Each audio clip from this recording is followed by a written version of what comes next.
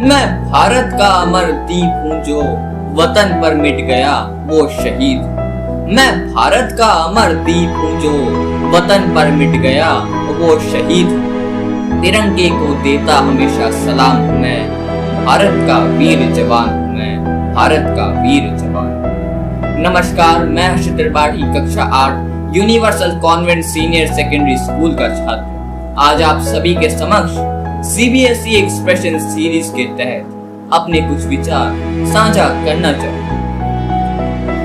कल्पना कीजिए कि आप 18,000 फीट की ऊंचाई पर खड़े हैं और तापमान -10 डिग्री तक पहुंच चुका है।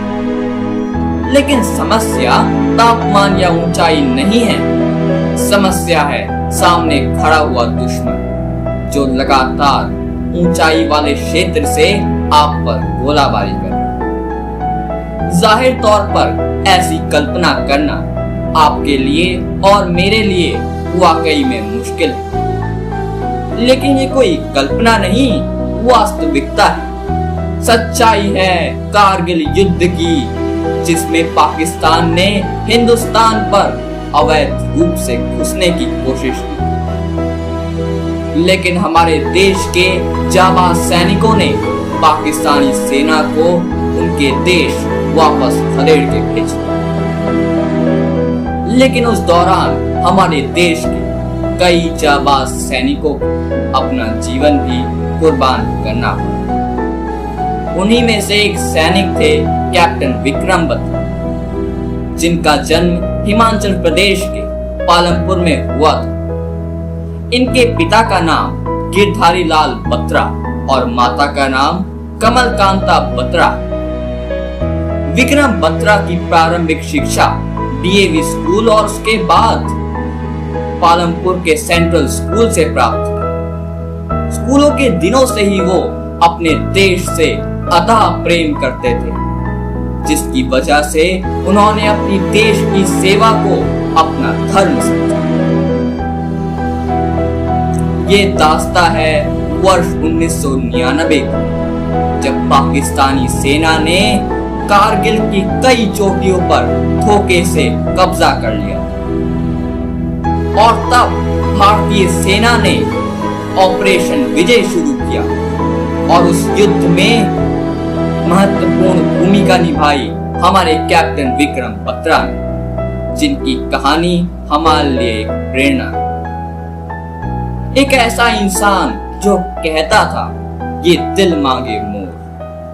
उम्र सिर्फ 25 साल, लेकिन कैप्टन विक्रम बत्रा की सोच उससे कहीं आगे थी।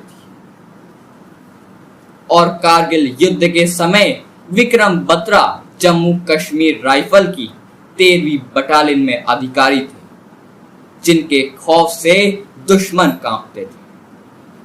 इसके बाद भारतीय सेना ने 7 जुलाई 1999 को पॉइंट 4875 चोटी को कब्जे में लेने के लिए अभियान शुरू किया, जिसकी कमान विक्रम बत्रा को सौंपी गई और उन्हें भीषण युद्ध के दौरान एक साथ दुश्मनों के 5 सैनिकों को एक साथ गिराया। पर उसी दौरान वो खुद भी दुश्मनों की स्नाइपर से घायल हो गए, लेकिन उन्होंने हार नहीं मानी। रंगते हुए भी उन्होंने दुश्मनों के ऊपर ग्रेनेड छोड़कर उन्हें मौत के घाट उतार दिया, उन्हें मौत के घाट उतार दिया और साबित कर दिया नामुमकिन को मुमकिन कर, और आखिर में खुद शहीद हो गए। अंत में मैं अपनी वाणी को विराम देते हुए बस इतना ही कहना चाहूंगा, तिरंगा ऊंचा लहराने की उन रणबांकुरों ने ठानी थी, तिरंगा ऊंचा लहराने की उन रणबांकुरों ने ठानी थी। प्राण देकर भी तिरंगा लहरा आए, वह भी क्या जवानी थी, वह भी क्या जवानी थी। धन्यवाद।